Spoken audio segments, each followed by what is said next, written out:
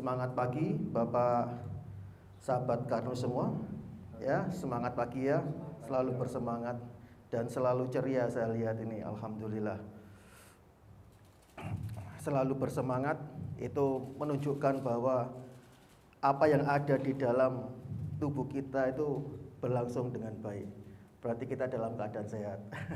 Kalau kita tidak sehat pasti lesu ya dan loyo. Alhamdulillah saya lihat dan semoga kita akan bisa tetap dalam kondisi sehat sampai kapanpun juga ya. Baik Bapak Ibu sekalian, pada kesempatan kali ini kita hadir lagi dalam acara Ngopi Karnus, suatu acara dari konsep Karnus yang kita kemas ya, sebagai suatu obrolan yang bermanfaat tentunya. Jadi kita ada suatu tema pembahasan daripada konsep Karnus yang nanti juga akan bisa dilakukan oleh semuanya dari keluarga besar konsep Karnus. Bisa para dokter yang juga sudah menerapkan konsep Karnus, official, para pendekar yang selama ini juga sudah mengintegrasikan ya konsep Karnus. Pendekar itu juga ada yang terapis juga ya, mengintegrasikan dalam sehari-hari untuk dunia terapisnya, dan juga mereka yang sudah menerapkan konsep Karnus, baik itu pendekar maupun konsumen atau siapapun yang sudah berintegrasi dengan konsep Karnus. Acara ini dikemas dengan santai saja, jadi kalau nanti selama pemaparan kami ada yang perlu ditanyakan, silakan saja langsung ditanyakan. Ya, obrolan, jadi saya tidak akan seperti kuliah, tapi kita santai saja. Tapi yang pasti acara ini berkualitas, sehingga apa yang nanti akan kita dapatkan juga bisa optimal. Ya, maka dari itu acara Ngopi Karnus ini kami bagi dengan per tema-tema kecil ya tentang dunia konsep Karnus, sehingga pemahaman pun akan juga lebih optimal meskipun bertahap. Sehingga yang ingin untuk memperoleh pemahaman yang optimal ya silakan untuk sering-sering hadir di acara Ngopi Karnus ya. Baik Bapak Ibu sekalian, tak kenal maka tak sayang, karena pembahasan hari ini tentang konsep Karnus, maka saya ingin lebih dulu untuk mengingatkan tentang apa itu konsep Karnus.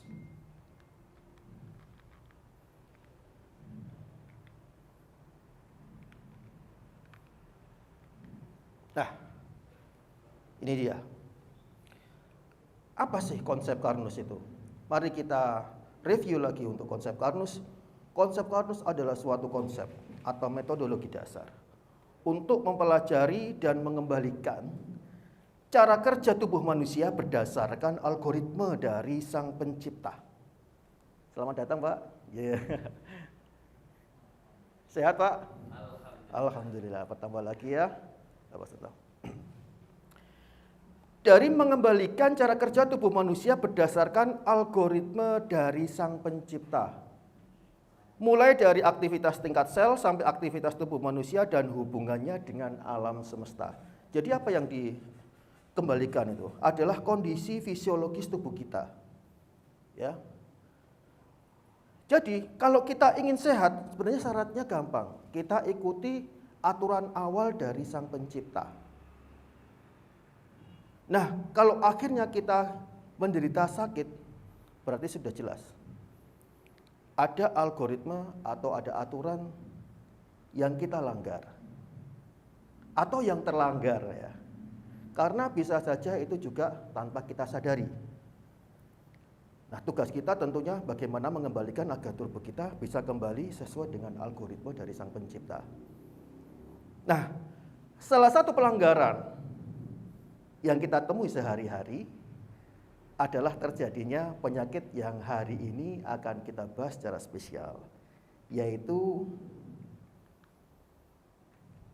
diabetes. Maka dari itu tema hari ini kita membahas tentang strategi tepat penanganan daripada diabetes. Ya. Sebelum kita masuk ke dalam pembahasan tentang diabetes lebih dalam, tentunya kita ingin tahu tentang diabetes itu apa dulu. Apa dan bagaimana cara kita mengetahui tentang diabetes itu. Rujukan kita adalah sesuai dari konsensus Perkeni, Perkumpulan Endokrinologi Indonesia. Jadi di situ ada sekumpulan dari dokter-dokter ahli yang selama ini menangani masalah diabetes juga, ya. Di sini ada suatu konsensus. Kita mulai dengan bagaimana kita mendiagnosa suatu keadaan itu adalah diabetes. Bagaimana? Diawali dari kriteria diagnosis diabetes mellitus. Pemeriksaan darah. Apa yang diperiksa sehingga seseorang itu akhirnya didiagnosa menderita diabetes. Apabila kita periksa, ternyata glukosa darah puasa orang itu lebih dari 126 mg per desiliter. Seseorang itu definitif menderita diabetes. Apabila pemeriksaan glukosa darah sewaktu atau glukosa darah acak lebih dari 200 mg per desiliter, orang itu definitif menderita diabetes. Dan apabila pemeriksaan HbA1c, glukosa yang terikat dengan Hb darah kita, lebih atau sama dengan 6,5%, maka orang itu juga dianggap definitif diabetes. Sumbernya dari Perkeni 2021. Ya, siap. Tanya, Pak. Ya. Kan menggaris bahwa terkait diabetes itu lebih ya. Ya. Kalau kurang dari itu, apa juga bisa dibilang diabetes?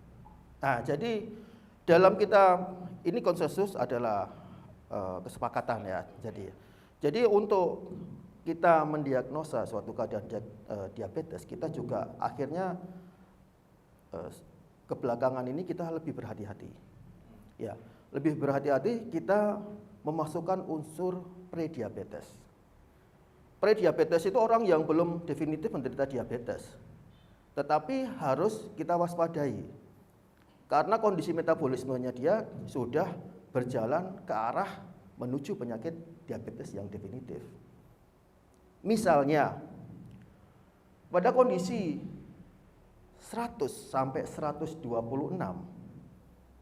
seseorang itu dengan pemeriksaan gula darah puasa, maka orang itu dianggap sudah memasuki kriteria prediabetes.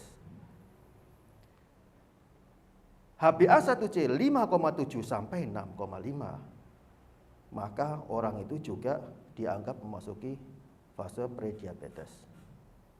Pun demikian pada pemeriksaan gula darah sewaktu 140 sampai 200, maka orang itu juga dianggap sudah memasuki fase prediabetes. Ada kehati-hatian di situ, maksudnya screening itu akan membuat seseorang berhati-hati. Jadi sebelum dia memasuki fase definitif diabetes, dia sudah mulai mengalami sindroma metabolik. Hal-hal yang lain juga harus diperiksa untuk tidak bisa diabaikan. Karena prosesnya sudah berjalan ke arah sana. Nah, karena kita sudah ketemu di fase prediabetes, diharapkan penanganannya juga tidak terlambat, lebih dini sehingga akan lebih mudah untuk dikembalikan ke kondisi yang normalnya. Dan yang paling penting, belum menimbulkan suatu keadaan komplikasi. Ya, terutama komplikasi yang kronik. Ya, silakan. Tes untuk mengetahui bahwa kita gula darah pemeriksaan glukosa plasma darah kita tinggi. Ya. Dengan alat cek stick yang di home care ya. di rumah-rumah. Ya. Itu apa diakui sama Perkeni keakuratannya? itu tidak ideal ya, tetapi kurang lebih memberikan gambaran kepada kita kalau misalnya itu terjadi abnormalitas di situ, maka kita bisa meningkatkan kualitasnya dengan untuk diperiksa di laboratorium. Itu lebih terpercaya, gitu ya? Dipahami ya? Nah, gitu. Jadi tentu kalau dibilang tidak ada manfaatnya, tidak ada manfaatnya tentu ya. Kita bisa mendapatkan gambaran, tapi untuk lebih akuratnya lagi kita langsung periksa di laboratorium. Gambarannya berarti faktor errornya tinggi gitu. Masih ada faktor errornya sehingga kita lebih baik apabila sudah ditemukan abnormalitas dengan pemeriksaan mandiri harian, maka kita lakukan medical check up di laboratorium yang terpercaya. Oke ya, sudah teratasi, sudah terjawab pertanyaannya. Kita lanjut. Nah, selain itu ya, untuk diagnosa maka Perkeni juga merekomendasikan suatu langkah-langkah penata laksanaan yang khusus. Nah, apa langkah-langkah penata laksanaan khusus yang direkomendasikan oleh Perkeni?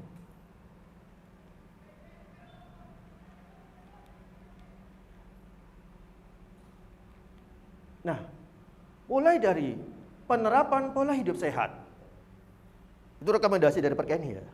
Apa penerapan pola hidup sehat? Yaitu terapi, nutrisi medis, dan aktivitas fisik. Nah kan, kita juga sudah ya, bagi mereka yang menderita diabetes, pasti tidak asing lagi dengan imbauan ya, anjuran semacam ini. Nutrisi ya, kemudian aktivitas fisik. Kemudian apa lagi? Ada intervensi farmakologis. Apa obat-obatan atau intervensi farmakologis ini? Dengan obat anti hiperglikemia. Baik itu secara oral maupun suntikan. Suntikan yang kita kenal dengan insulin, betul ya? Baik, ada komposisi makanan yang dianjurkan dalam terapi nutrisi tadi. Apa? Misalnya karbohidrat sebesar ini ya, 45-65% dari total asupan harian, energi harian. Ya. Kemudian lemak. Wah, ini ya. 20-25% dari kebutuhan kalori. Kemudian ada rekomendasi perbandingan lemak jenuh, lemak tak jenuh, dan lemak tak jenuh ganda. Masing-masing komposisinya 0,8 dibanding 1,2 dibanding 1. Kemudian protein. Ya, pada pasien yang dengan nefropati maka ini, rekomendasinya 0,8 gram per kilogram berat badan per hari. Ya. Atau yang sudah menjalani hemodialisis misalnya asupan proteinnya menjadi 1 sampai 1,2 gram per kilogram berat badan per hari. Kira-kira gampang atau mudah diterapkan, Pak? Saya pikir sulit sekali untuk diterapkan ya dalam sehari-hari. Kita makan, kita harus ngitungin dulu, ya, nimbangin dulu. Yang komposisinya seperti ini ya. Itu sulit sekali. Mudah apa sulit, Pak? Sulit.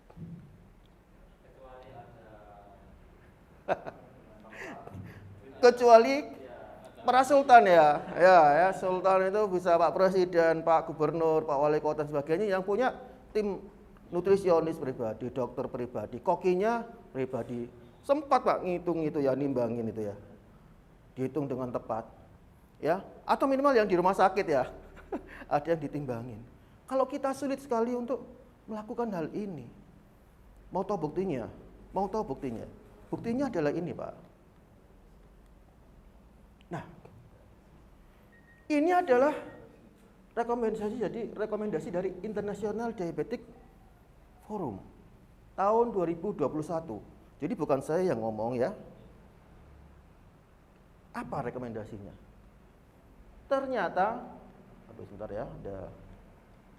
Nah, 68% dari mereka ya yang menerapkan aturan-aturan yang direkomendasikan oleh Perkeni tadi. Monggo silakan. Monggo. Yes. Mari, nggih. Nah, 68% tidak pernah mencapai HbA1c target. 68% loh ya, hampir 70%. Yang berhasil cuma 30%. Kecil sekali angkanya yang berhasil. Itu rekomendasi Kenia.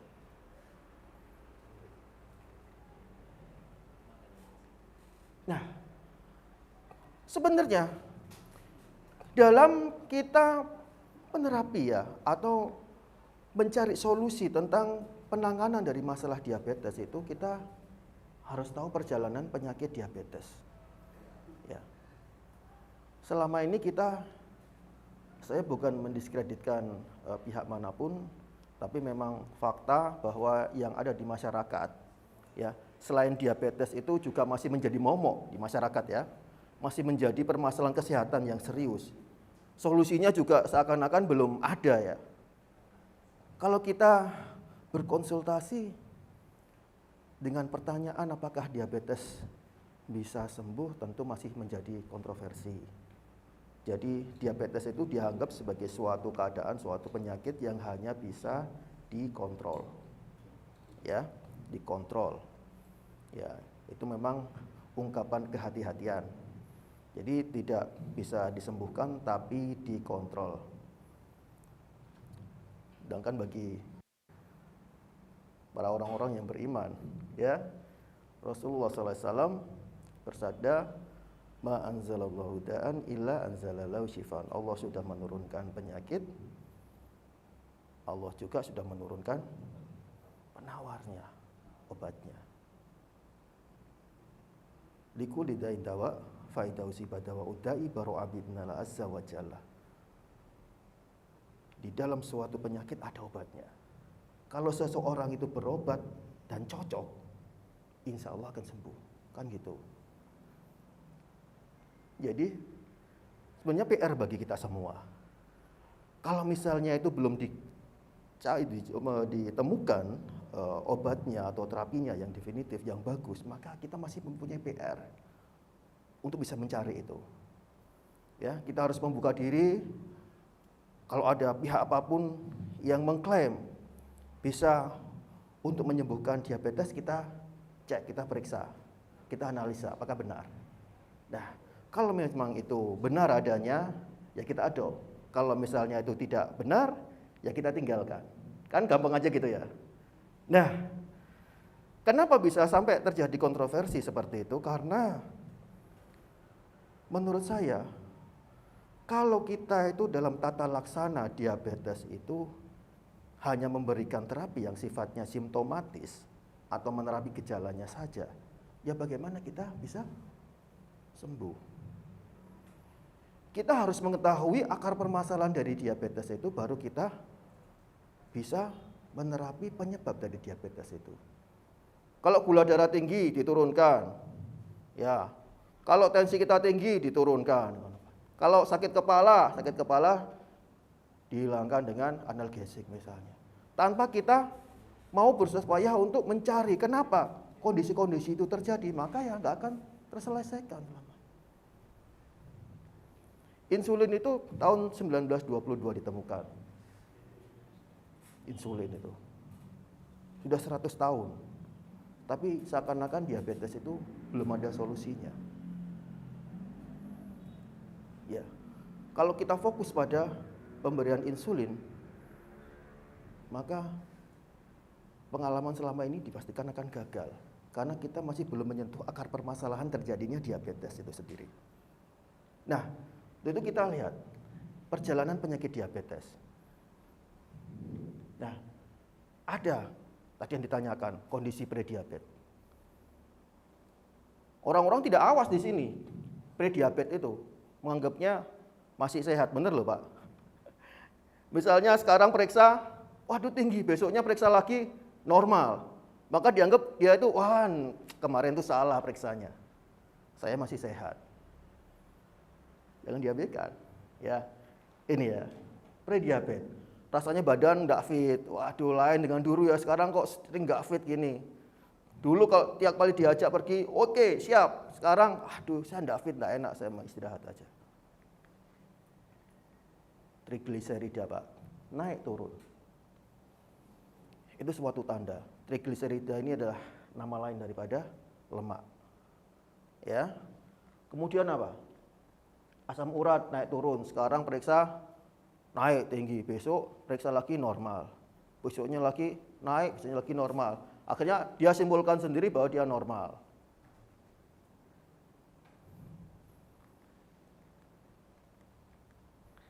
Kolesterol juga gitu, naik turun. Periksanya naik turun. Kemudian apa lagi yang naik turun? Tensinya, kadang periksa tinggi, kadang normal. Besoknya lagi tinggi, normal. Disimpulkan lagi, wah masih normal ini. Jangan diabaikan, pasti ada sesuatu. Ya. Gula darah diperiksa, alhamdulillah masih normal. Berarti saya masih normal. Tidak tahu dia kondisi ini. Nah, kalau dicek insulinnya, maka akan terjadi hiperinsulinemia. Di foto? Silakan. Monggo. Ya. Silakan. Ini yang dinamakan diabetes itu identik dengan hiper ya. Hiperglikemi. Ya. Hipo itu apa bisa dibilang diabetes juga? Jadi gini, ada kondisi seseorang mengalami hipoglikemi. Dalam artian kondisi glukosa itu dia di bawah dari yang diperlukan oleh tubuh. Tubuh kita memerlukan glukosa, Pak. Sumber energi utama tubuh kita adalah glukosa. Kalau kita membahas tentang konsep Karnus biasanya ya secara menyeluruh itu ada pembahasan bahwa apa yang diperlukan oleh tubuh kita sebagai sumber energi yang utama glukosa. Ya, tentu keberadaan glukosa itu penting sekali. Sehingga kalau misalnya glukosa itu kurang, tubuh kita akan mencari sumber ya. Kalau misalnya dari karbohidratnya kurang, glukosa nggak ada, maka dia nyari dari misalnya dari cadangan lemak, cadangan cadangan glukosa dalam bentuk glikogen itu juga diurai untuk memenuhi kebutuhan glukosa, juga bisa mengurai dari atau menciptakan glukosa dari sumber lain, misalnya lemak, ya, atau apa? Dari simpanan asam amino, ya, asam amino hasil pemecahan protein. Tapi harus diingat bahwa itu adalah alternatif. Tubuh kita akan melakukan proses itu hanya pada saat darurat, bukan pada kondisi normal. Ingat ya, misalnya dari asam amino, itu kalau orang sudah dalam keadaan kepepet darurat, orang dalam kondisi sakit keras, koma misalnya, hingga masukkan glukosa dari karbohidratnya misalnya kurang, buat dari situ. Tapi sudah dalam kondisi yang sangat darurat. Nah, bukan sebagai sumber glukosa yang utama. Semacam itu, Pak. Jadi kalau dia di bawah itu biasanya pada mereka yang sering terjadi pada mereka yang menderita diabetes, terutama mereka yang juga mengkonsumsi obat antidiabetes oral dan juga insulin. Sering sekali mengalami itu. Dan itu sangat berbahaya sekali. Kadang saya juga ada teman-teman juga pada ngobrol pada saat makan dia pesen teh manis, dia tambah ekstra gula. Saya tanya, buat apa? Saya hipoglikemik Pak. Gitu. Ya. Ya. Oh iya sudah tahu sudah. Ya. Kebanyakan orang ngomong hiper kan. Ya. Umumnya. Ya. Ya. Ya. Gitu. Jadi jangan sampai terjebak dalam kondisi hipoglikemi. Kita harus tahu kenapa seseorang itu menderita hipoglikemi. Ada keadaan-keadaan lain yang bisa menyebabkan kondisi seseorang itu menderita hipoglikemi, ya, penyakit-penyakit abnormal. Kita harus pastikan, ya. Jangan sampai kemudian saya hipo, kemudian solusinya Nambah gula lagi. nah, gitu ya. Padahal dia juga misalnya dalam keadaan misalnya orang itu menderita diabetes tanpa tahu kondisinya, ya. Nah, kalau misalnya itu dia mengalami apakah itu memang benar-benar hipo atau malah ada yang terkadang orang itu pernah Pak saya mengalami kondisi gula darahnya 35 tapi masih sadar. Padahal normalnya orang itu jatuh dalam kondisi koma. Ya, di bawah 60 itu sudah rawan itu orang untuk menjadi koma ya hipoglikemi. Jadi atas asas kehati-hatian biasanya di bawah gitu sudah kita anggap hipo kurang dan harus ditingkatkan. Ya, salah satunya bisa dengan mengkonsumsi glukosa, ya, minum manis, makan. Bagi mereka yang biasanya penderita diabetes yang minum obat antidiabetes oral dan juga insulin, ya, ada tanda-tanda hipoglikemi, misalnya gemetar, ya, berkeringat dingin, ya, kemudian rasa seperti gugup, ya, gelisah, ya. Nah, itu tanda-tanda hipoglikemi, ya. Gemetar, ada rasa tiba-tiba dia merasa lapar sekali. Nah, itu kemudian seperti saya kok ringan badan saya, mau semaput, gemetar, ya, kemudian keringat dingin, ya. Nah, itu harus waspada bahwa itu tanda-tanda hipoglikemi. Berdebar-debar, ya, waduh, berdebar-debar. Nah, ini, ya, yang harus difahami. Oke, sudah terjawab, ya. Nah, pada kondisi ini pankreas itu ibaratnya dianalogikan seperti orang yang lembur nggak digaji. Suruh lembur tapi nggak ada tambahan insentif. Ya, sekali dua kali, ya. Kalau terus-terusan, ya, lumayan juga, ya. Nah, kalau kondisi ini kita tidak waspadai dan dia berlanjut, tidak kita tangani di kondisi ini, maka tadi saya bilang pentingnya sebenarnya kondisi ini karena sangat berbahaya sekali. Dan ada keuntungannya kalau kita tahu karena penanganan kita jadi lebih dini. Dan kalau kita lost di sini, kita tidak tangani lebih dini, maka kita bisa jatuh kepada kondisi diabetes tipe 2. Apa yang terjadi pada setelah kita definitif menderita diabetes tipe 2? Badan lemes, mudah drop. Tadi, ya, tanda-tandanya seperti itu. Pasti lemes. Trigliseridnya tinggi, lemaknya tinggi, ya. Kemudian asam urat tinggi. Ya. Suatu tanda-tanda bahwa kegagalan tubuh kita dalam memberikan nutrisi kepada sel-sel tubuh kita, ya. Kemudian kolesterol tinggi, ya. Kemudian tensi tinggi, gula darah tinggi, ya. Nah, kita terpaksa mengkonsumsi obat yang oral, baik obat untuk gula darahnya, kadang tensinya juga, kolesterol juga, asam urat, semuanya butuh obat. Akhirnya itulah yang kita bicarakan bahwa kalau seorang sakit sudah sindrom metabolik seperti ini, ya, namanya sindrom metabolik ini, kalau ke rumah sakit keluarnya, pulangnya, sangunya adalah obat 1 kresek. Gitu, Pak, ya. Bawanya, waduh, bawa ini obat saya banyak ini. Kadang-kadang bangga ini obatnya, Pak. Ya. Jadi obatnya banyak itu dia 1 kresek itu seneng dia. Ya. Nah, kondisi ini pankreasnya akan mengalami suatu penurunan fungsi.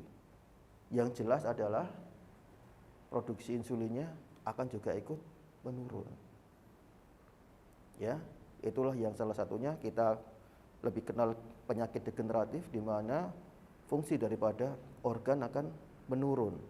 Menurunnya apa? Salah satunya untuk produksi insulin juga akan turun. Nah, kalau kita sudah diabetes tipe 2, kalau kita biarkan saja, kita santai saja, kita nggak terapi di sini, ya mohon maaf, akhirnya dia juga bisa menjadi diabetes tipe 1. Diabetes tipe 1 itu adalah diabetes yang biasanya kita temukan pada anak-anak, ya. Ada perbedaan di sini diabetes tipe 1 dan tipe 2. Diabetes tipe 2 ini biasanya yang kita temui pada mereka yang sudah dewasa, biasanya, ya. Nah, itu diakibatkan oleh resistensi insulin. Dan kalau diabetes tipe 1 itu diakibatkan memang karena insulinnya yang kurang. Jadi kalau di sini pabriknya sebenarnya ada, tapi efektivitas daripada insulin itu menurun, ya. Kalau di sini pabriknya yang rusak, sehingga insulinnya yang kurang akhirnya. Ya, apa yang terjadi? terjadi luka, komplikasi juga sudah banyak terjadi di sini ya.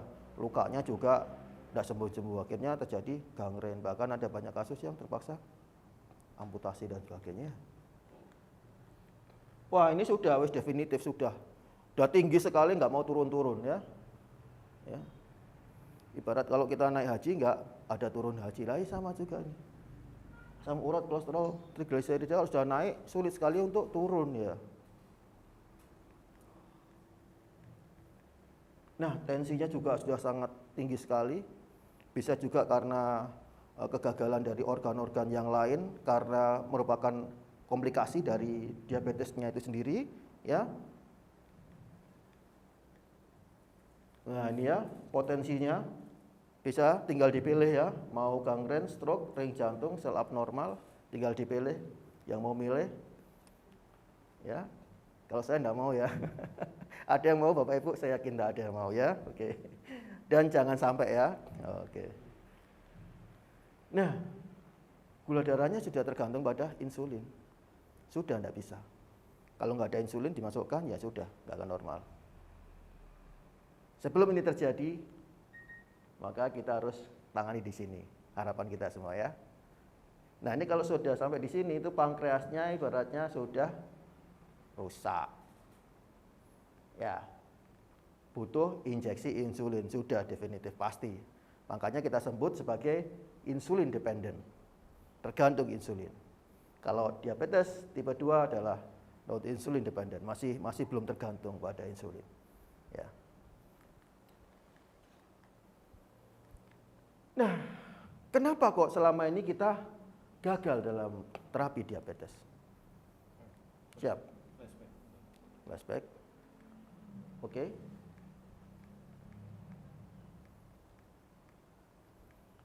Bisa dikembalikan?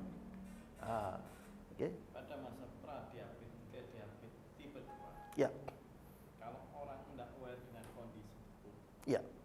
Saya punya data statistik berapa lama biasanya kenanya. Ya. Menuju ke masing-masing stage tadi. Sangat individual ya. Tidak ada rujukan yang pasti bahwa perjalanan penyakit itu berapa lama ya, sangat individual. Yang pasti pada saat di sini ini kebanyakan itulah yang kita namakan masih pada fase silent ya, menaun. Jadi perjalanannya itu sebenarnya sudah menunjukkan gejala-gejala, menaun dia, menaun. Tapi begitu sudah dia definitif di sini, berarti perjalanannya sudah bertahun-tahun. Ya, kita sudah membiarkan ya, kita sudah dolim kepada diri kita ya. Ini sudah terjadi banyak pelanggaran tadi ya, pelanggaran atas aturan-aturan dari Sang Pencipta. Banyak terjadi di sini. Dan itu sangat individual sekali. Ya. Banyak yang mengatakan bahwa ini terjadi pada usia-usia dewasa muda. Ya, kemudian ini sudah pada usia-usia kita lah. Tapi nggak ada yang tahu, karena era sekarang penyakit degeneratif itu juga mengikuti pola masyarakat. Masyarakat sekarang kan nggak sabaran, ya serba instan, serba nggak sabar. Termasuk dalam urusan untuk menderita penyakit, nggak sabar. Suruh nunggu umur 40 nggak sabar sekarang, sehingga umur 25-30 sudah banyak menderita penyakit degeneratif ya. Jadi kepingin cepat-cepat sakit. Nah itulah masyarakat seperti ini ya. Apakah ini berdampak kembali kepada proses nutrisi tubuh untuk sesuai dengan ala organisme tubuh, berapa lama antara nutrisi ini dikembalikan lagi ke fungsi? Nah, sebagaimana dari penerapan konsep Carnot bahwa orang yang sehat adalah orang yang tiap sel dari tubuhnya mendapatkan makanan atau nutrisi secara sesuai dan adekuat, sesuai dengan yang dibutuhkan dan jumlahnya cukup. Ya, apabila sudah ada pelanggaran di sini, kita tahu bahwa sudah ada warning bahwa sel-sel kita juga sudah mulai kekurangan nutrisi. Kita kembalikan. Ya. Untungnya kita semua di sini kita jadi tahu bagaimana cara mengembalikan kondisi ini. Mumpung masih reversible. Reversible itu maksudnya dia bisa kembali lagi. Ya, mumpung masih berjalan. Jadi kita harus tahu lebih dini pola hidup sehat, nutrisi ya. Terapkan konsep Carnot. Insya Allah di sini kita masih bisa kembalikan. Tapi kalau sudah berjalan di sini, tentu lebih sulit. Tetapi tidak semua orang tahu bagaimana caranya untuk kembali ke kondisi normalnya, kembali kepada kondisi fisiologisnya. Nah, itu alhamdulillah kita ada sebagian sedikit orang yang dikumpulkan di sini sehingga kita bisa tahu bagaimana untuk bisa kembali lagi kepada kondisi fisiologis. Amin ya. Amin. Ya. Apa penyakit diabetes itu ada faktor genetik? Nah ini. Di masyarakat itu kadang-kadang bapak itu yang naik salah satu nanti terus kena. Ini salah satu hal yang menarik ya, sehingga yang keduanya, ya. Kalau di masyarakat dan dibaca-baca di literatur, Ya. penyakit diabetes ini lebih dominan di atas faktor usia 40 ke atas. Ya. Ya. Bahwa penyerahan. Menarik sekali ini ya, faktor genetik, sehingga ada banyak yang juga bertanya balik, kalau genetik dijadikan sebagai suatu alasan, berarti Nabi Adam juga dulu menderita diabetes. Ya, juga seperti itu. Ya, jadi kan kalau genetik kan diturunkan, berarti Nabi Adam itu berarti sumber dari segala macam penyakit turunan, karena kalau yang diturunkan pasti ada sumbernya ya. Nah itu yang akhirnya masih menjadi pro kontra, dan saya kira tidak adil untuk kita menyalahkan yang misalnya, wah ini bapak sama ibu kena diabetes, makanya saya kena diabetes. Wah itu sangat tidak adil, karena bapak dan ibu kita. Ada salah satu anaknya. Gitu. Nah, jadi begini, kalau misalnya ada di dalam keluarga itu menderita diabetes, itu lebih besar karena faktor adalah pola hidup, keseragaman dari pola hidup yang diturunkan, sehingga menjadi pola kebiasaan yang akhirnya menggiring seseorang itu untuk jatuh kepada kondisi yang patologis, dalam hal ini diabetes. Sudahlah potensinya dia akan menurun, ya. Kemudian dengan pola kebiasaan sehari-hari yang tidak sehat, lebih ke itu, pola kehidupan sehari-hari yang tidak sehat. Akhirnya mau nggak mau, kalau itu namanya kebiasaan, berarti hal-hal yang dilakukan secara rutin tiap hari dalam jangka waktu yang lama, nah akhirnya itulah sebagai salah satu pelanggaran tadi, bentuk pelanggaran atas aturan yang sudah diturunkan oleh Sang Pencipta pada tubuh kita. Di dalam kebiasaan tadi sudah banyak sekali pelanggaran-pelanggaran. Tentunya kalau yang diturunkan adalah pola hidup sehat ya, kita sehat. Tapi kalau pola hidup yang tidak sehat, yang terjadinya adalah pelanggaran. Nah kita sudah tahu akhirnya kalau terjadi pelanggaran, pasti akhirnya terjadi penyakit. Dan salah satunya terjadi adalah penyakit degeneratif. Penurunan fungsi daripada organ tubuh kita. Penurunan itu jelasnya dimulai dari tingkat sel. Karena organ disusun atas sel, ya kan? Sel, kemudian sel itu membentuk suatu jaringan organ, kemudian akhirnya organ juga membentuk suatu sistem. Perkara tadi apakah 40 tahun ke atas? Nah kan saya sudah bilang, sekarang ini eranya orang sudah serba ingin serba cepat, tidak sabar Pak. Iya kan? Penyakit-penyakit yang dulu diderita oleh 50 akhirnya 40 sekarang sudah banyak yang muda-muda. Tidak sabar sedikit ya untuk menderita penyakit degeneratif kan gitu. Baik, sudah terjawab Pak ya? Oke ya, siap, kita lanjut. Kenapa kegagalan terapi diabetes? Karena kita ini gagal paham akar permasalahan daripada diabetes itu. Ya, mau diperhatikan, ini penting sekali. Kita gagal paham akar permasalahan terjadinya diabetes. Bahwa diabetes itu adalah diakibatkan oleh karena resistensi insulin. Ya. Nah, penyebab daripada resistensi insulin adalah kegagalan dari metabolisme lemak dan kolesterol oleh sistem tubuh, sehingga terbentuklah plak yang akan menutupi reseptor insulin pada sel. bisa sel otot, bisa sel liver dan sebagainya. Ya. Itu menyebabkan gagal. Terjadinya gagal paham tadi, Pak. Sehingga ada akhirnya, ini karena tadi itu. Karena faktor keturunan. Nah, kemudian ada yang bilang karena kurang olahraga ini.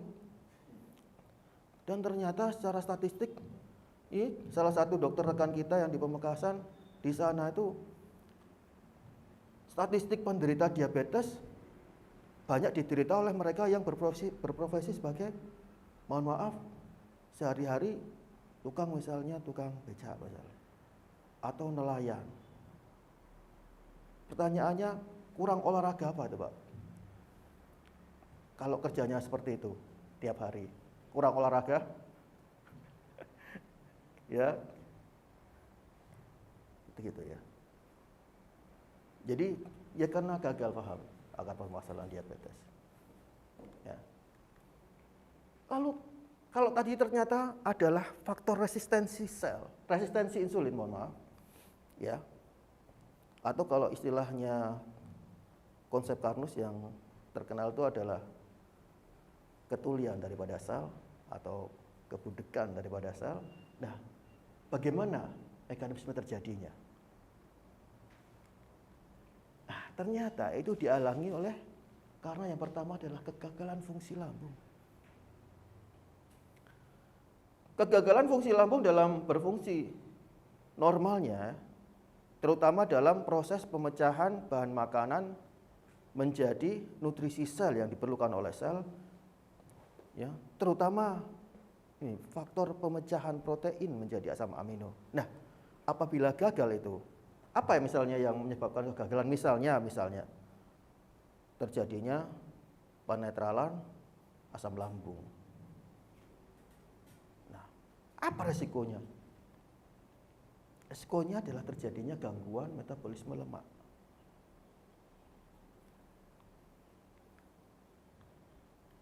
Akhirnya dari gangguan metabolisme lemak ini, maka lemak akan banyak berada di dalam sirkulasi darah yang akan memicu terjadinya proses oksidasi yang akan menyebabkan timbulnya plak. Plak itu nanti bisa kemana-mana. Kalau di pembuluh darah dia menjadi plak aterosklerosis. Kalau dia ketemu sama sel, dia akan membuat terjadinya resistensi insulin karena menutupi reseptor sel. Nah, terjadinya resistensi insulin dia akan menyebabkan gagalnya glukosa untuk masuk ke dalam sel. Ya. Nah, itulah yang kita namakan resistensi insulin. Jadi bukan karena insulinnya yang kurang, ya. Kalau kita di sini pada saat di sini insulin yang ditambahi, ya tetap tidak akan bermanfaat karena memang bukan itu akar permasalahannya. Akar permasalahannya itu tertutupnya reseptor insulin. Nah, itu yang menyebabkan terjadinya kegagalan dari selama ini terapi diabetes seakan-akan belum menemukan suatu standar baku yang tepat untuk menjadi solusi daripada masalah diabetes di Indonesia khususnya maupun di dunia pada umumnya. Nah, kalau di konsep Carnus kita ada skema Carnus. Berdasarkan tadi akar permasalahan terjadinya resistensi insulin.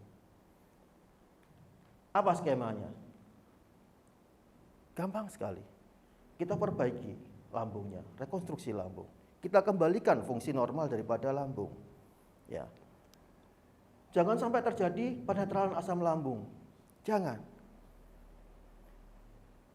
Oleh apa penetralan asam lambung? Oleh obat-obatan yang digunakan saat kita mengalami gangguan lambung.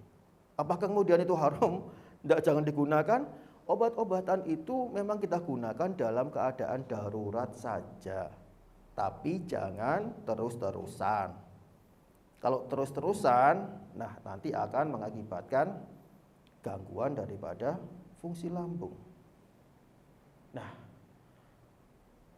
Apa yang kita konsumsi? Nah, kita konsumsi agi sereal sebelum makan, ya, sebelum makan pagi dan makan malam.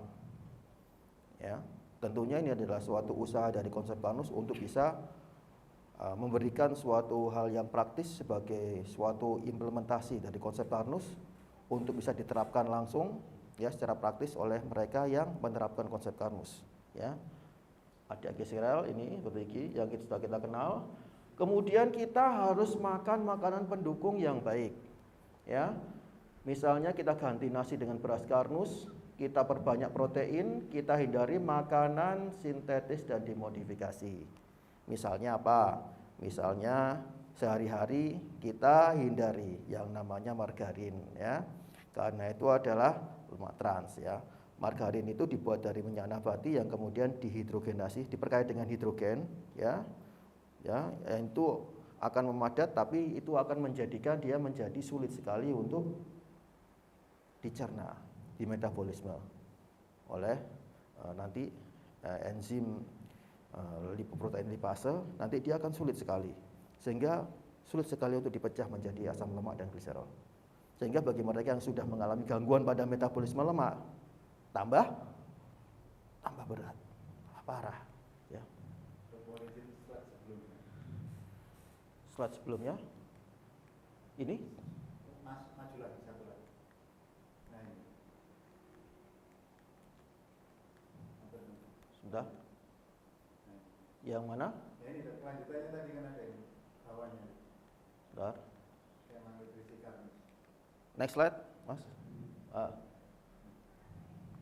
Ada yang ditanyakan di sini? Oke. Ya.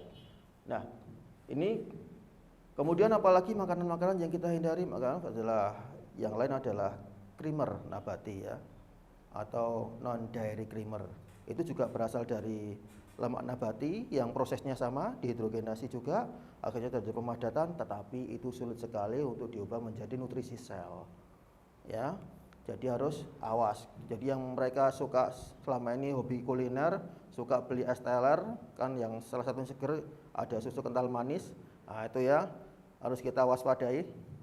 Ya, kemudian misalnya yang suka kopi yang 3 in 1 atau apa itu, nah kan seger itu ya segernya di mulut aja tapi di badan malah jadi penyakit ya. Ya, hati-hati di situ. Kemudian ibu-ibu yang suka masakan berlemak yang kemudian dipanaskan berulang. Nah, mungkin sekarang harus dirubah ya kebiasaannya. Makanan tuh yang fresh, yang kalau habis makan langsung habis. Ya, agak repot sih tapi itu lebih sehat. Atau minimal kalau ada proses menghangatkan ya sekali lah. Jangan yang sampai 3 hari dihangatkan tambah enak. Kalau makanan-makanan tertentu kalau sudah diinget-inget sampai 2 hari kan tambah enak ya, lodeh. Kalau lodeh sama rawon itu enak yang dipanaskan terus. Lodeh itu yang isinya semacam itu, bahkan kalau isinya sudah habis, ya itu kadang kita tambah isinya lagi, tambah kuahnya lagi. Saking ndak ikhlasnya ya sudah habis ya. Saking enaknya. Enak di mulut tapi di badan dia tidak sehat.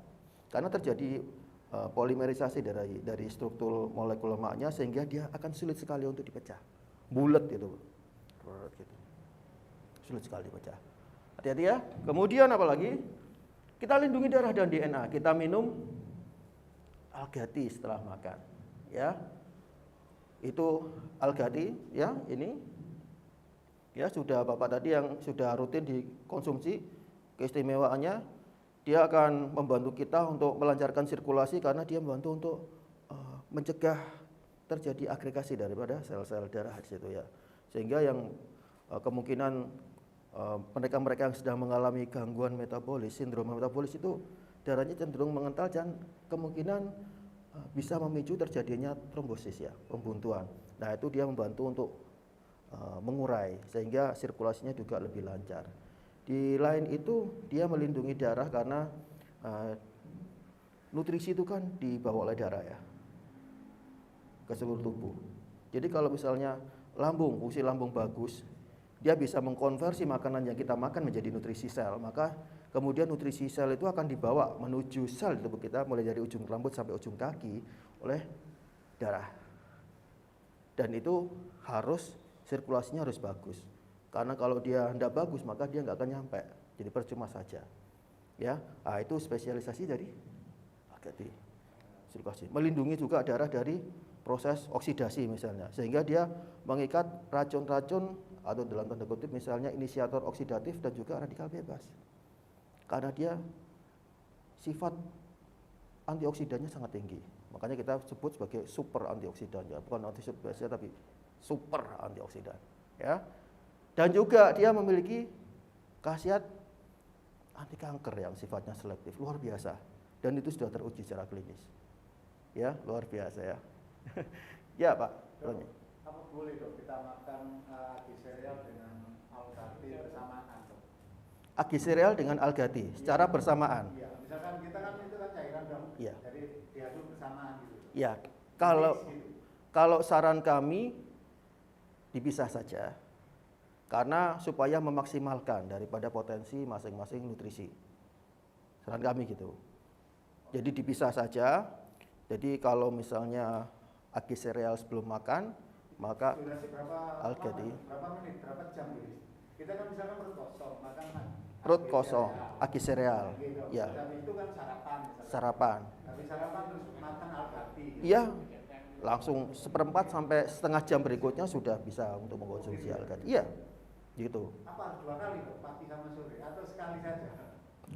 Jadi kalau misalnya kita dalam kondisi sedang tahap untuk terapi, skema penyembuhan, maka ada beberapa takaran yang kami sarankan. Ya, standar adalah 2 kali 1 saset sehari. Kalau nanti sudah membaik, kita boleh maintenance 1 kali sehari. Atau misalnya kepingin lebih dari itu, meskipun dia sehat, dia tidak apa-apa. Saya aja sendiri bisa 4 kali sehari juga tidak apa-apa, tidak ada masalah. Karena prinsipnya dia aman. Dia makan, dia makanan ya, nutrisi. Aman insya Allah ya. Dan menimbulkan efek samping yang istilahnya patologis itu tidak. Ya. Ya, silakan.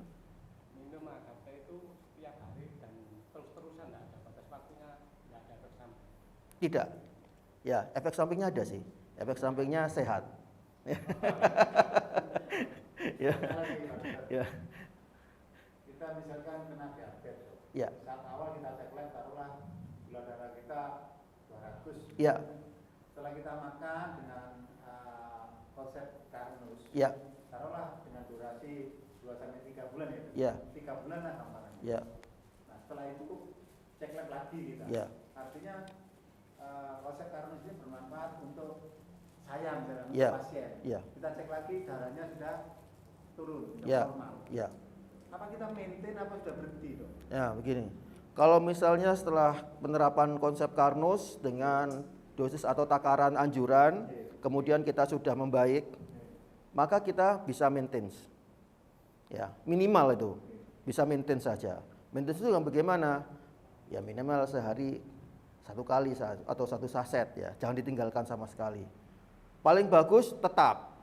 Ya, jadi kebiasaan itu dengan dosis atau takaran itu tetap. Itu paling bagus. Tapi ada yang bertanya juga, kalau saya stop, ya enggak apa-apa stop. Nanti kalau sakit, ya diterapkan lagi, seperti gitu. Tapi sebaiknya ya janganlah, kita ingin supaya kalau sehat, ya tetap sehat ya. Kalau diselang-seling gimana? Kalau kita misalkan gula darah kita sudah normal. Ya. Diselang-seling gitu dong. Ya. Hari ini Al-Ghati, besok agi sereal. Ya. Boleh Pak, boleh. Jadi seperti yang saya katakan tadi, saran kami yang terbaik adalah tetap, tapi untuk maintenance juga boleh ya, bagus minimal itu. Kalau misalnya diselang-seling silakan, tidak apa-apa. Tapi saran kami juga lakukan juga rutin kala pemeriksaan mandiri harian. Ya, jangan sampai lepas supaya kita bisa tahu kondisi dengan baik, kondisi kita, sehingga bisa misalnya kemudian ada sesuatu yang abnormal, maka kita sudah tahu lebih dini, dan penerapan juga konsep Karnus juga bisa lebih dini. Gitu Pak. Oke Pak ya? Ya, jawab ya. Baik, kemudian dari skema nutrisi juga langkah-langkah penyempurna sehingga kalau bisa digunakan maka kolesterol ini akan sirkulasinya juga beredarnya bisa lebih lancar. Jadi tidak istilahnya stuck gitu ya, tapi dia dinamis ya, digunakan gitu ya. Gitu ya. Ya, itu salah satunya. Jadi luar biasa penerapan konsep Karnus, suatu hal yang halal ya, bercinta bagi mereka yang sudah berkeluarga dan ternyata memiliki efek yang positif untuk kesehatan. Luar biasa ya. Tepuk tangan untuk konsep Karnus ya. Sip. Baik. Iya ya Pak. Di tempat lain nggak ada loh. Saya dulu diajarin apa manfaatnya, ternyata ini saya baru tahu di konsep Karnus ini. Ternyata bercinta itu ada korelasi yang bermanfaat untuk kesehatan. Luar biasa itu ya. Dengan usia kita itu kan berarti kadar bercintanya kan sudah menurun tuh. Dengan usia 60. Ya. Kalau kita itu pecinta itu kan, kalau katanya pria itu kan istilahnya kalau dia tetap bisa mempertahankan kesehatannya, saya pikir itu ya tetap. Jadi itu adalah salah satu, dan cara yang lain bisa, misalnya dengan melakukan aktivitas olahraga ya yang sifatnya kompetitif. Jadi misalnya Bapak main badminton sama saya, tapi misalnya ada misalnya Pak ini nanti kalau yang kalah mijitin ya Pak ya gitu ya. Bapak enggak mau kan mijitin saya, jadi Bapak kepingin menang. Waduh kalau saya kalah saya mijitin ini, saya harus menang. Nah itu secara psikis ya, itu meningkatkan adrenalin Bapak. Nah jadi adrenalinnya meningkat ya.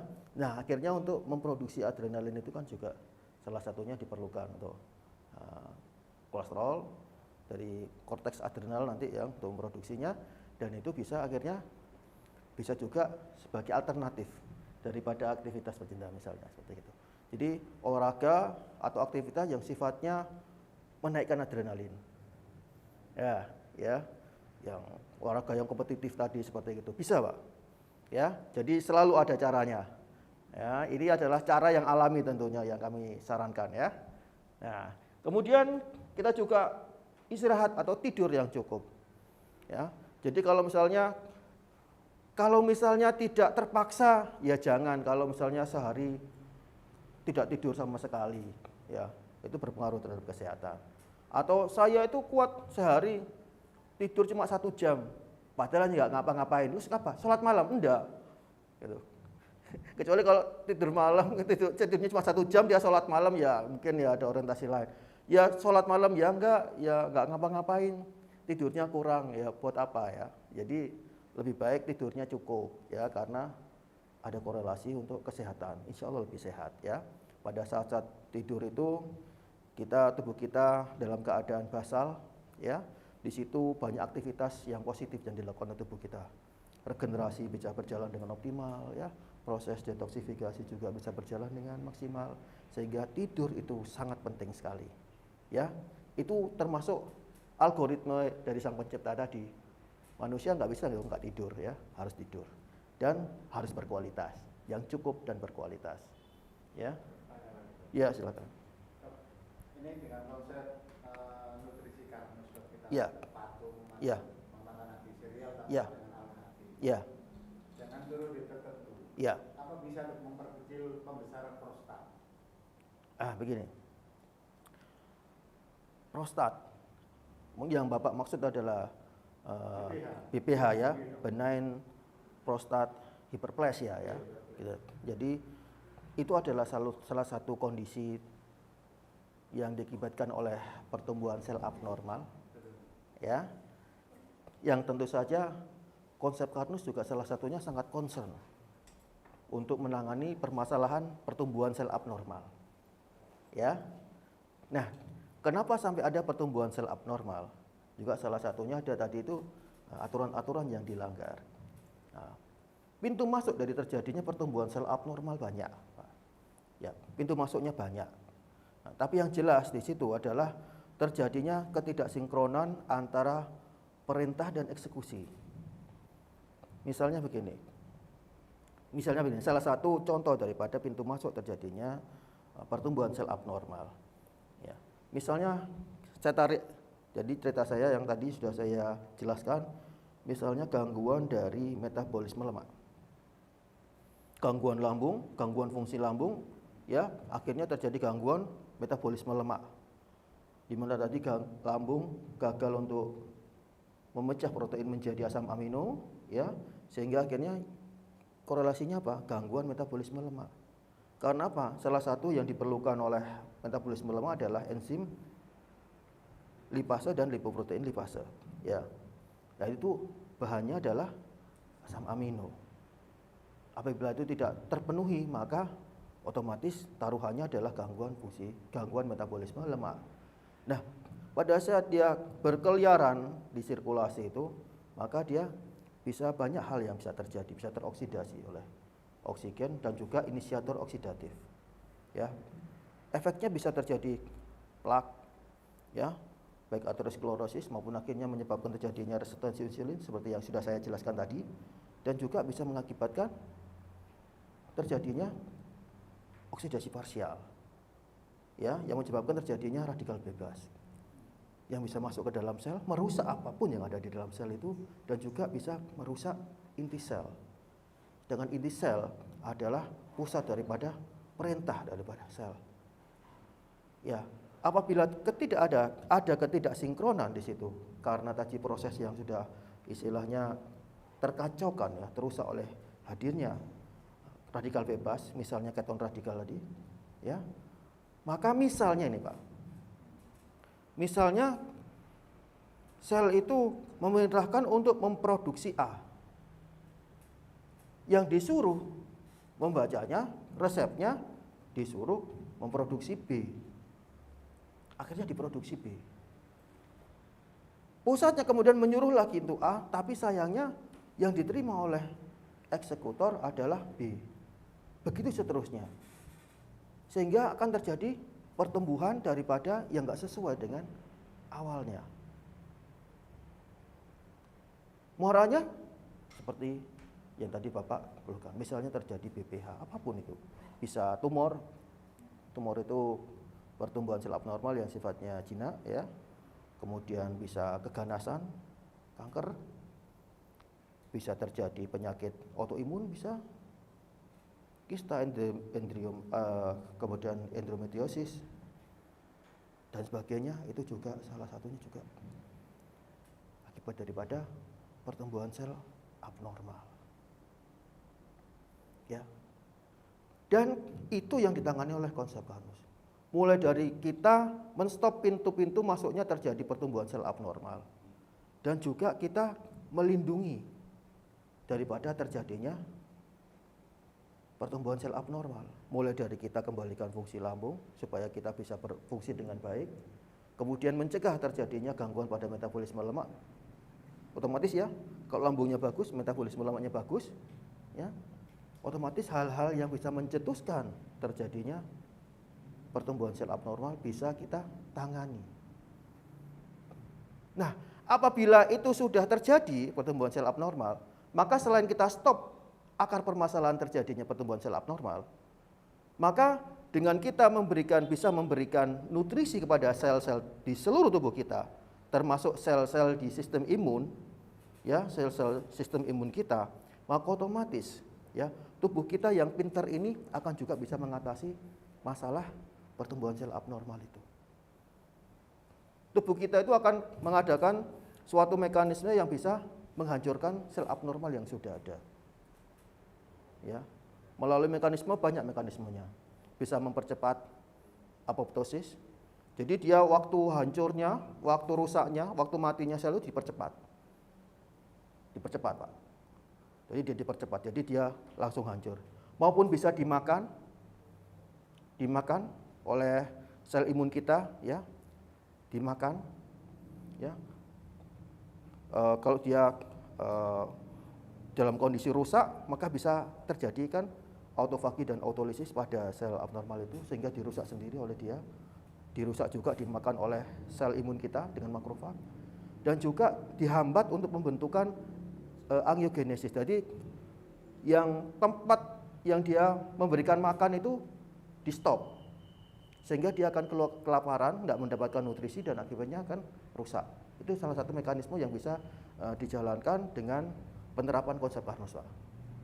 Itu. Jadi jawabannya iya, dengan menerapkan konsep Carnot maka salah satunya bisa bukan hanya mencegah tapi juga bisa menangani permasalahan seperti itu. Ya, asalkan kita sabar dan konsisten. Karena tujuan kita adalah bagaimana kita bisa merangsang tubuh kita dan mengkondisikan tubuh kita untuk mampu mengatasi permasalahannya sendiri. Ya. Oke, Pak? Ya, siap. Ya. Nah, ini tadi ya tiga tahapan pada sehat diabetes. Apa yang harus dilakukan? Yang pertama kita perbaiki metabolismenya tadi sudah jelas ya. Mulai dari proses lambung tadi harus bagus, kemudian sirkulasi darah harus terlindungi, harus bagus, sehingga tujuan kita untuk bisa memberikan nutrisi yang adekuat juga pada setiap sel tubuh kita. Sehingga apa? Proses metabolisme juga akan berlangsung dengan bagus karena bahan-bahan semua yang diperlukan untuk proses metabolisme yang baik tersedia. Ya. Kemudian apa lagi? Ya. Kita mengaktifkan otot, ya jangan lupa olahraga teratur dan sebagainya karena bermanfaat sekali. Ya, jangan lupa juga berjemur secara rutin ya, karena bagi mereka ini yang tidak mau berjemur karena takut hitam, itu salah ya, istilahnya gitu. Jangan takut hitam, yang penting sehat ya. Yang penting kita bisa berjemur itu ya. Nyangkul, enggak olahraga lagi tuh Pak ya. Ya. Ya, berikutnya adalah ini yang paling asik ya, jadi bercinta. Oke ya. Baik. Kalau gitu sembuh diabetes yang gimana sih gitu? Ya. Sembuh adalah kondisi manusia yang kembali sehat dengan parameter lab mendekati normal semua dan dibuktikan dengan kondisi fisik kita yang baik ya. Kemudian kalau di Carnot bukan hanya turun gula darah tapi semua parameter kesehatan bisa kembali normal. Misalnya apa? Misalnya kalau dia luka bisa sembuh ya, cepat sembuhnya. Kemudian apa lagi? HbA1c turun dan kembali normal ya. Kemudian apa lagi? Bisa makan nikmat lagi. Yang terakhir bagi pria yang menderita diabetes yang memiliki komplikasi terjadinya disfungsi ereksi, dia akan bisa kembali on lagi ya, sehingga kebahagiaan rumah tangganya juga akan bisa kembali tentunya ya. Nah, di konsep Carnot kami ada program P3D, suatu nama yang baru. Dulu yang kita familiar adalah PSDK, program pendampingan sembuh diabetes Carnot, dan kita perbaiki menjadi program pendampingan sehat diabetes Carnot, dan sekarang program P3D, pendampingan dan penanganan penyakit degeneratif. Ya.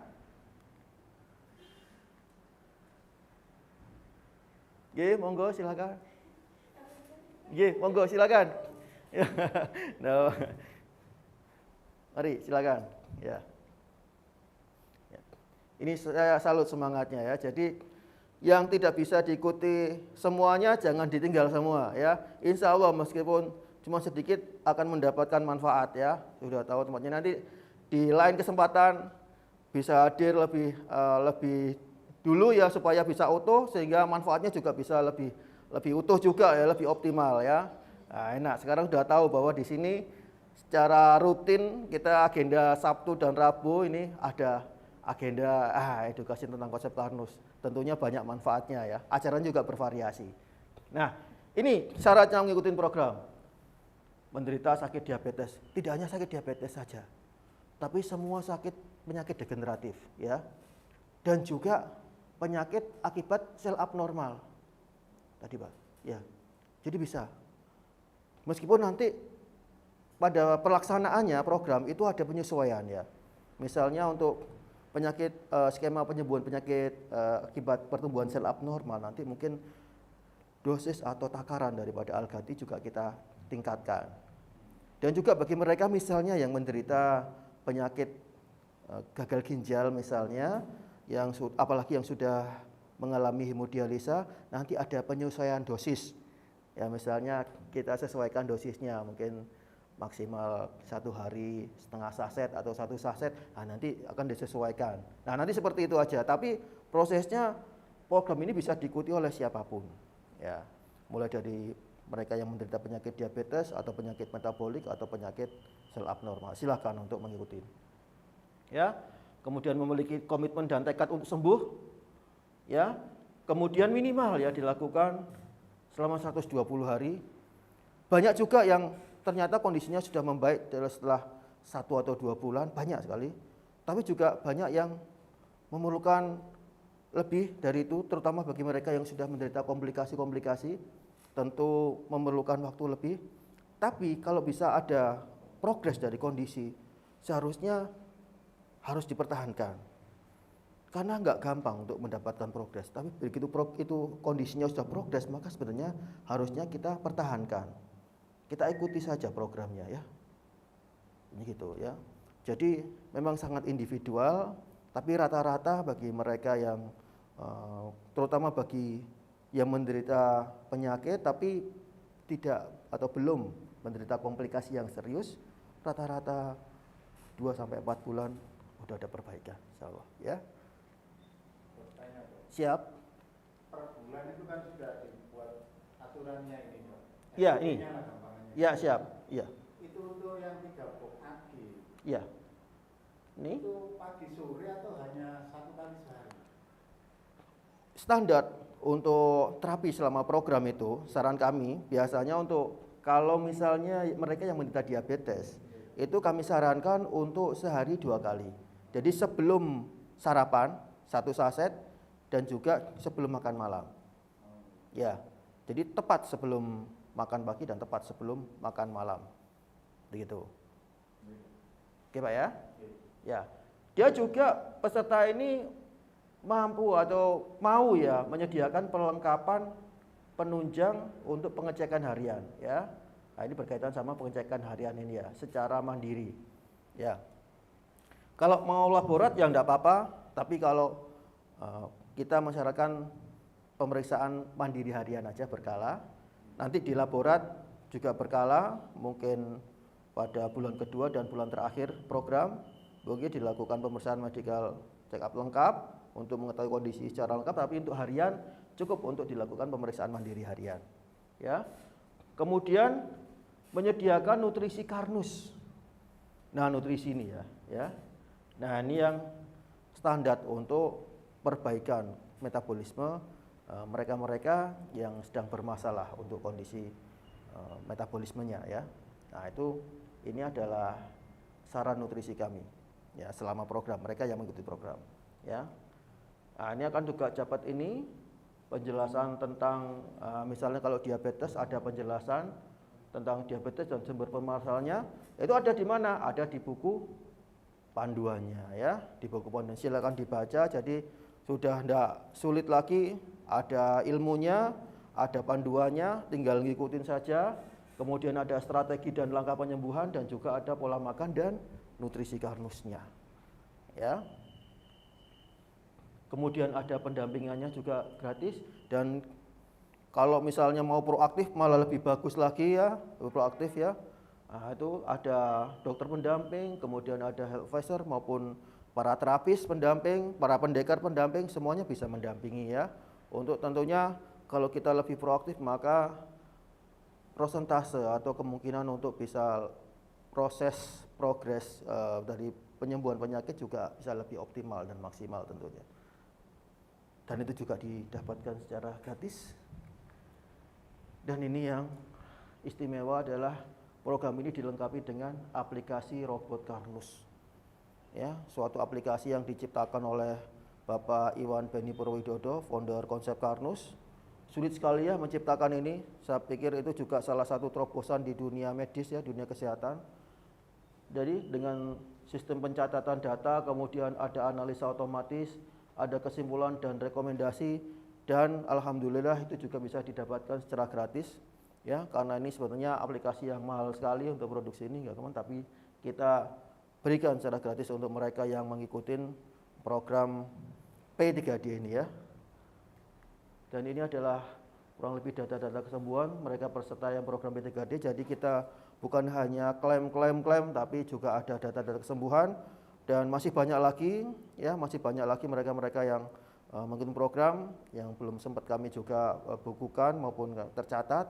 Alhamdulillah juga diikuti oleh para peserta dari seluruh Indonesia ya, dari Sabang sampai Merauke, karena program ini dijalankan secara online sehingga gampang untuk diikutin ya, tidak harus offline.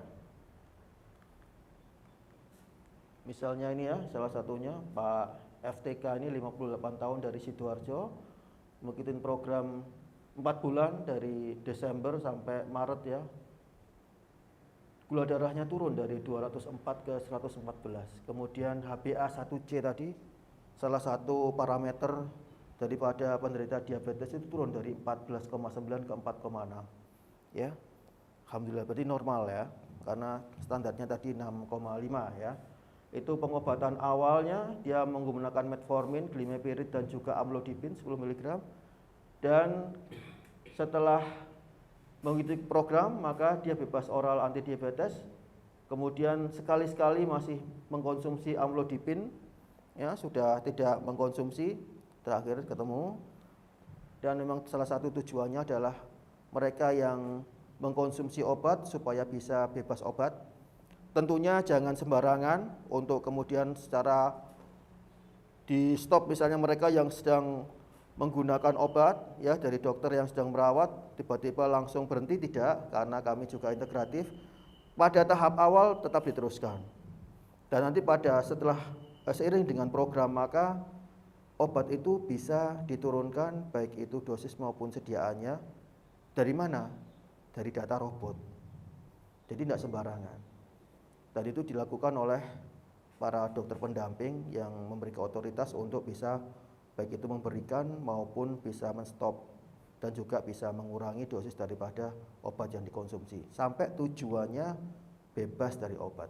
Jadi memang benar-benar sembuh. Ya. Kondisi begini kan pasien kan sudah nggak makan obat kimia lagi tuh ya. Ya. Ini apa tetap maintain tuh dengan Bapak FTK ini dari bantuan dokter? Apa sudah nol nggak makan obat herbal dari Karmus lagi? Jadi tadi seperti yang kami sarankan. Jadi bagi mereka yang sudah mendapatkan kondisi yang normal, yang sudah sembuh, kemudian jadi gejalanya juga sudah teratasi, kemudian parameter laboratoriumnya juga sudah bagus. Nah, kemudian kami sarankan untuk di maintenance ya. Minimal itu tadi dengan dosis maintenance. Itu minimal.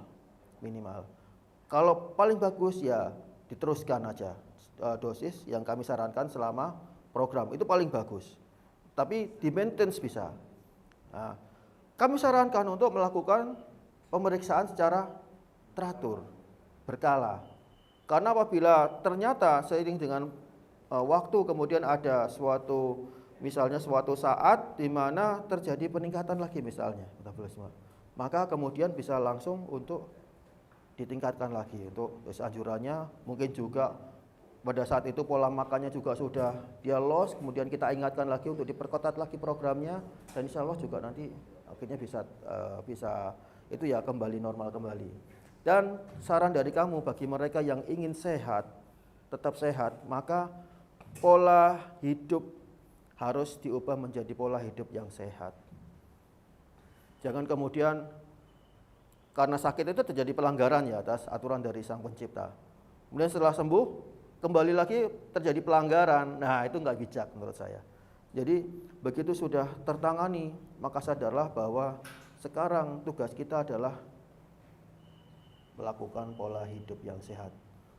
Jangan sampai terulang lagi pelanggaran atas aturan-aturan dari Sang Pencipta. Karena saya yakin tidak ada yang mau kembali lagi untuk sakit. Ya. Sekali kita sudah sehat, kita berusaha untuk sehat terus. Tentu sunatullah juga normal apabila sekali-sekali sakit, sekali-sekali ya. Sekali-sekali sakit tentu masih normal dan dimudahkan recovery lagi. Tapi jelasnya kita tidak mau untuk kembali lagi terpuruk kepada kondisi penyakit, apalagi penyakit-penyakit yang serius ya, untuk yang kedua kalinya. Harapan kami bisa serius ya, bisa seterusnya untuk sehat. Kalau sakit ya ya sakit-sakit ringan lah, influenza atau batuk pilek atau biasa gitu ya. Nah gitu ya Pak, gitu Pak ya. Nah ini, nah misalnya data-data seperti ini. Jadi data ini yang biru ini sebelum ikut program, data kuning ini setelah ikut program. Jadi semuanya parameter membaik. Jadi misalnya BMI-nya, body mass index-nya ya, berat badan ideal tubuhnya membaik, kemudian berat badannya juga membaik, lingkar perutnya juga terjadi perbaikan. Ya.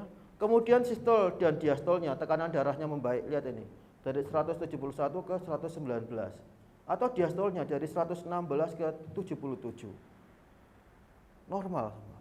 Nadinya tetap normal, asam uratnya selalu normal Bapak beliau. Kemudian kolesterolnya ada kecenderungan untuk membaik ya, jadi perbaikan. Gula darahnya yang pasti dia terjadi perbaikan. Dari 204 menjadi 114.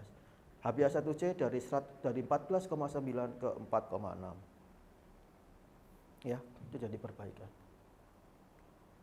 Ya, ini adalah anamnesa atau subjektif daripada Bapak FTK. Misalnya gejalanya misalnya suka ngantukan ya.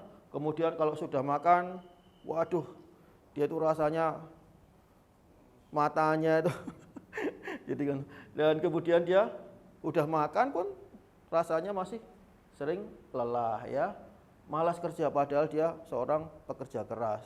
Akhirnya kinerjanya ya sangat disayangkan ya, kinerjanya nanti kan kasihan gitu ya, karena padahal orangnya adalah etos kerjanya baik ya, tapi karena gangguan pada fisiknya terganggu. Nah itu ya salah satu yang memang salah satu menjadi kendala bagi mereka yang menderita penyakit ini. Dan alhamdulillah Bapak FTK ini semuanya ya, gejala-gejala subjektif ini bisa tertangani ya dengan baik ya.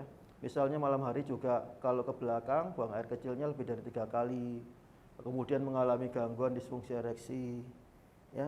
Nah ini ya, kemudian setelah mengikuti program dia tubuhnya lebih fit ya, nggak ngantukan lagi, nggak mudah lelah, lebih bersemangat. Kalau ke belakang ya malam buang air kecil kurang lebih 1 kali saja sehari, disfungsi ereksi teratasi ya. Kemudian ini ya, urin bening tidak berbuih. Nah, ini ada urin berbuih ya, ini keluhan yang relatif juga ya. Dan ini hasil labnya ya. Jadi nggak mungkin kita melakukan rekayasa ya. Jadi semuanya mereka-mereka yang mengikuti program ini selalu ada data-data faktual yang salah satu adalah hasil pemeriksaan lab ini. Ini 14,9 ke 4,6 ya, luar biasa.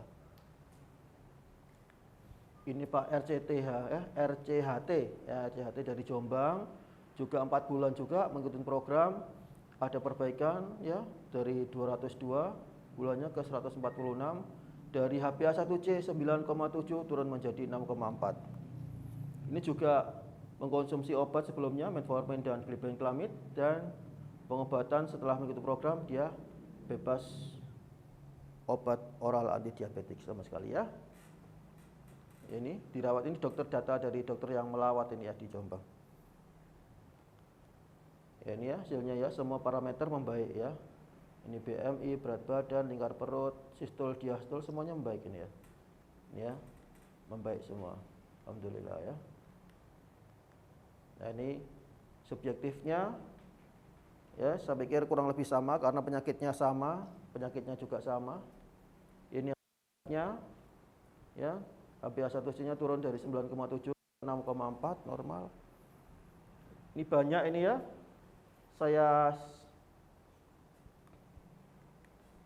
Ini banyak ini datanya, saya skip saja. Mas Adit sampai kesimpulan Mas. Kesimpulan terakhir. Data kesimpulan terakhir.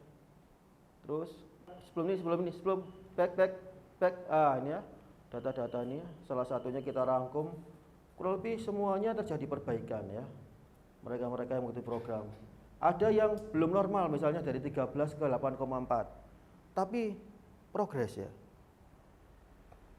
Terkadang mereka baru sebulan, 2 bulan gitu. Maksud saya harapannya diteruskan dulu ya, diteruskan kalau ada progres. Karena begitu sudah nampak progres maka ya tinggal nunggu waktu lah ya untuk terjadinya benar-benar kondisi yang membaik gitu loh. Jangan kemudian progres berhenti kemudian kembali lagi ke pola hidup yang melanggar aturan dari Sang Pencipta, itu akan kembali lagi. Kami harapkan sebenarnya timbul kesadaran, ya, timbul kesadaran. Karena inti dari konsep Karnus adalah merubah mindset seseorang itu, membentuk mindset. Apa-apa yang baik dan apa-apa yang tidak baik itu tahu dengan persis, sehingga harus melakukan apa dan harus meninggalkan apa. Ya, makanan harus yang sehat dan menyehatkan. Karena prinsipnya itu makanan itu harus bisa jadi obat kita. Makanan yang kita makan jadi obat kita, bukan sebaliknya. Obat jadi makanan, ya. Ya, jadi makanan jadi obat, bukan obat jadi makanan kita. Ini yang harus kita terapkan ini. Ini adalah salah satu contoh ya dari mereka yang ya dalam penerapan konsep Karnus. Pak Tumino ini menderita diabetes di Jawa Tengah ini ya. Tahun 2018 ini kasus unik ini ya, kami kasus-kasus unik ya. Bolong ini ya, punggung ini Pak. Ya, kalau kaki sih mungkin bisa paling pol diamputasi ya. Kalau punggung, masa mau diamputasi Pak punggungnya ya, gimana? Tapi alhamdulillah ya, akhirnya berhasil itu tertutupi ya. Jadi dia Juli 2018, lukanya itu akhirnya sembuh pada Oktober 2018. Iya, dan diabetesnya alhamdulillah sembuh pada 2019. Ya. Dan contoh lagi ya, mereka ini yang campuran ya, menderita kelenjar getah bening stadium 4 dan juga komplikasi diabetes. Nah, ini Pak campuran ini Pak ya. Dan diterapkan konsep Karnus sejak April 2017 dan alhamdulillah dinyatakan sembuh dari kanker ya. Kankernya 2018 Maret, kurang lebih 1 tahun. Kasus kanker banyak Pak ya, nggak saya masukkan karena memang pembahasan kali ini karena tentang diabetes banyak ya, beberapa kasus kanker yang alhamdulillah berhasil disembuhkan. Baik itu yang murni penerapan konsep Karnus maupun terapi yang integratif ya dengan penerapan medis. Ini adalah bahwa terapi nutrisi seluler yang menggunakan AG, AT, dan beras Karnus serta fibrosek itu sudah terbukti bisa menurunkan HbA1c, bukan HbA1c tapi juga perbaikan kondisi umum fisik dan juga parameter metabolik yang lain juga ikut membaik ya.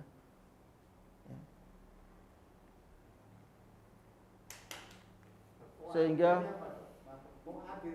OAD itu obat anti diabetes ya, sehingga obat ya anti diabetes ya, biasanya oral, misalnya oral, kalau yang injeksi ya insulin ya, OAD itu oral ya.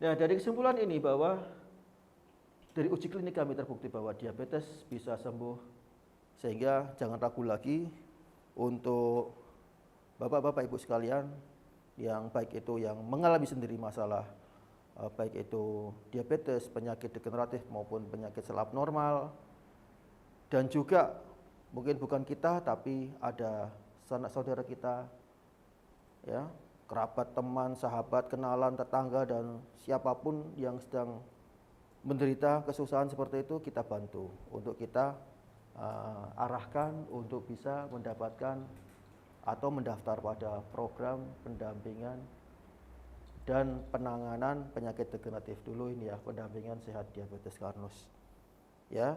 Dan ini adalah nutrisi yang ya yang tadi kita terapkan di program ini, yaitu ada AG sereal untuk perbaikan kondisi lambung, kemudian ada Algati, kemudian ini beras Karnus ya, berasnya, kemudian juga ini fibrosik ya. Dan ini adalah kalau kita juga ingin kajian tentang konsep Karnus, bisa diakses di website kami di konsepkarnus.com. Kemudian YouTube Konsep Karnus Official, dan juga Instagram kami di Konsep Karnus Official, dan juga TikTok kami Konsep Karnus Official. Ini ada raja TikTok di sini, yaitu Pak Terry ini, beliau raja TikTok ya. Mungkin bisa semuanya nanti yang kepingin sukses ya, di TikTok silakan untuk berkonsultasi sama Pak Terry ini. Beliau adalah mitra kami yang sudah sukses menjadi raja TikTok ya. Tepuk tangan untuk Pak Terry.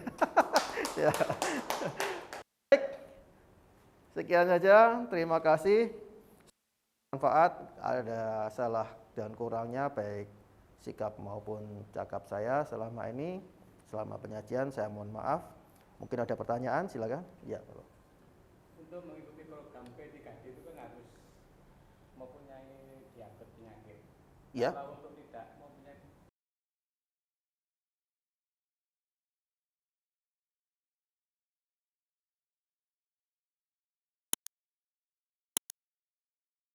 Konsep Karnus, cara cerdas untuk sehat.